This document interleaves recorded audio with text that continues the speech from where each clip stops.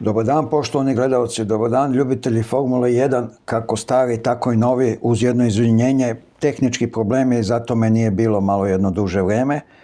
To ćemo sada ispraviti. Hvala vam na odvojenom vremenu. Nadam se da će vam se dopasti ovo. Danas sam vam spremio jednu retrospektivu četvrte trke ovogodišnjeg šampionata sveta Formule 1 koja je vožena na Floridi u gradu Majamiju. I praktično svi su saglasni posle 35-dnevne pauze, da ne obrazlažem zašto je to tako. Nažalost, svet je postao neko strašno čudno mesto, ali to na nekim drugim mestima mnogo više pričaju. Ovde nećemo o tome, ovde pričamo o točkovima, mirisu benzina, o elektronici, o vozačima.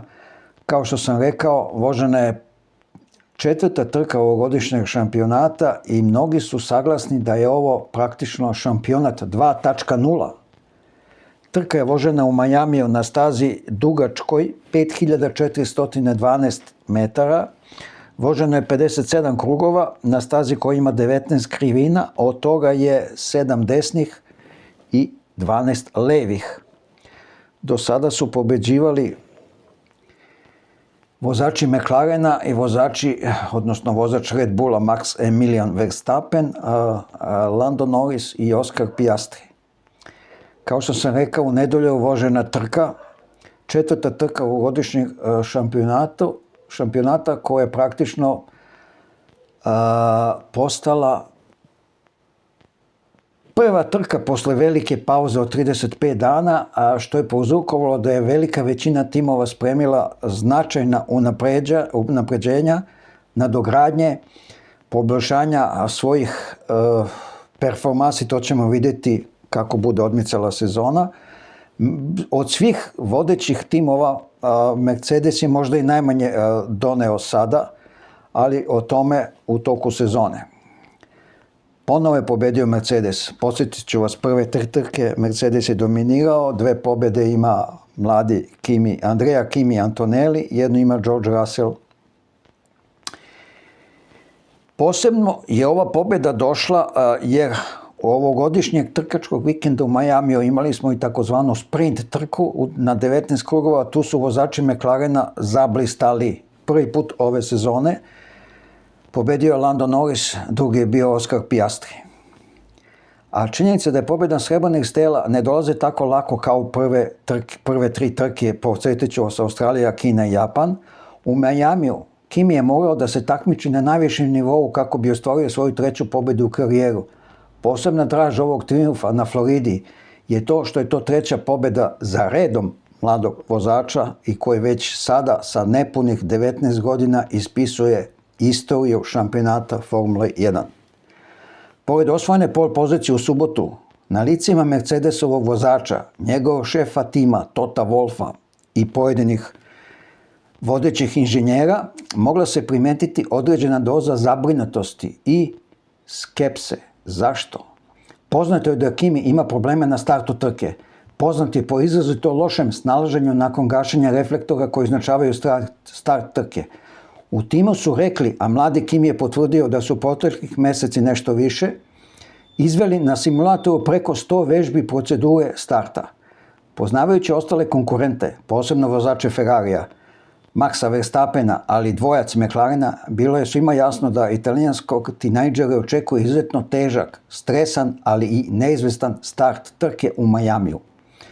To se i desilo. Leclerc je obišao Italijana već pred prvom krivinom, posle samo nekoliko desetina metara, a u 6. krugu ga je pretekao i Lando Norris. Aktualni svetski prvak uspeo da iskoristi svoju prednost u trošenju pneumatika, ostvario prednost od nekoliko sekundi, ali Mercedesovi inženjeri se nisu predavali. U 26. krugu Kimi je pozvan u boks da promeni pneumatike. Lando Norrisa nisu zvali, nego su tu zakasnili i to je takozvani undercut i to je praktično jedan od razloga zašto je kasnije Kimi Antonelli nadjačao Landa Norrisa. Iako je par krugova putem radio veze bilo nekoliko timova koji su sugerisali vozačima, a i Mercedesov ekipa isto sugerisala da se očekuje slaba kiša u narednih 10 minuta. Norris prelazi na tvrde pneumatike i ne uspeva da iskoristi svoju prednost u trošenju pneumatika tako efikasno kao što je to uspevao sa srednje tvrdim pneumaticima za vreme prvog stinta. Antonellijeva pobjeda bila je nekoliko puta ugrožena.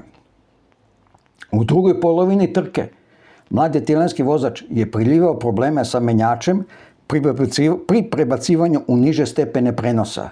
Pored tehničke neizvesnosti, Kimi Antonelli je 2 puta prekoračio ograničenje staze, pa je postojala mogućnost da ukoliko još jednom izađe van obeležene bele linije, postoji vremenska kazna od dodavanja 5 sekundi koja bi mogla da skine italijanskog vozača sa prve pozicije. Posle trke u Majamiju sudije su imale pune ruke posla. Nakon njihovih odluka došlo je do promjene u generalnom plasmanu pojedinih vozača. Posebno je to važno za prvi 10. Esteban Ocon, Fernando Alonso i Alex Albon su optuženi da nisu dovoljno usporili pod žutim zastavama koje su redari pored staze pokazivali nakon izletanja i udarca u zaštitnu ogradu drugog vozača Red Bulla Isak Hadžara. Međutim, FIA se uzdržala od izricanja kazne u ova 3 slučaja. Neposredno pred kraj trke George Russell i Max Verstappen su imali jedan kontakt tokom nadmetanja za poziciju. Deo Russellovog prednjeg desnog krila ostao je na stazi nakon kontakta sa Maxovim Red Bullom. Oba vozača su to opisali kao manji sudar i normalan trkački incident. Sudije su saglasile i nisu izrekle kaznu. U posljednjem krugu trke dolazi do kontakta između Russella i Leclerca. Ni ovaj sudar je ostao bez posljedica, čitajte kazni, za oba vozača. Oba takmičara su to opisala kao manji trkački incident.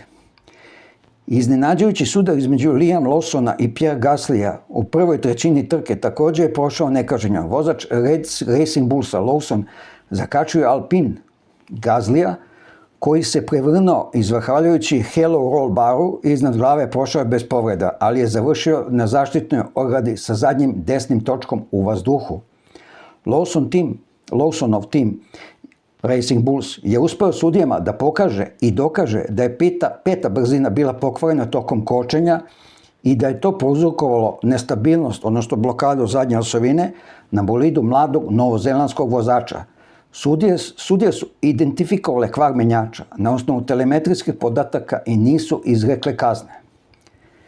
Ipak 2 slučaja kršenja pravila nisu prošla nekažnjeno. Charles Leclerc u okretanju u trećoj krivini pokušava sa oštećenim Ferrarijem da spase finiš. Vozač iz Monte Carla namjerno je presekao stazu na 4 tačke uključujući i šikanu.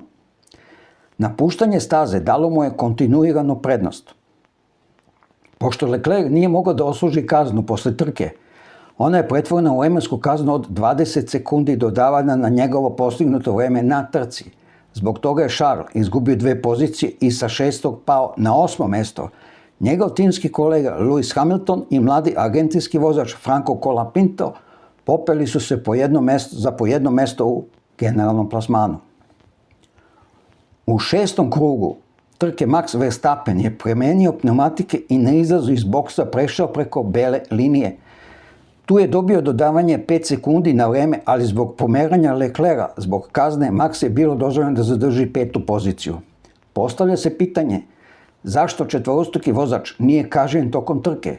To nije bio prekršaj koji bi naknadno zahtevao objašnjenje vozača. Sudije su u svojoj presudi to obrazložile. Citiram: u vreme incidenta postoje samo ograničen video snimak dostupan kao dokaz. Stoga smo odlučili da ispitamo stvar nakon što je ciljna linija pređena, kako bismo vidjeli da li postoji bolji materijal, možda iz različitih uglova. To je zaista bio slučaj. Pokazalo se da je spoljna ivica levog prednjeg točka dodignula punu liniju. Poštovani gledalci, ovo je jedan kratak rezime 4. trke ovogodišnjeg šampionata. Mi se vidimo za sljedeću trku koja se vozi za veliku nagradu Montreala 24. maja ove godine.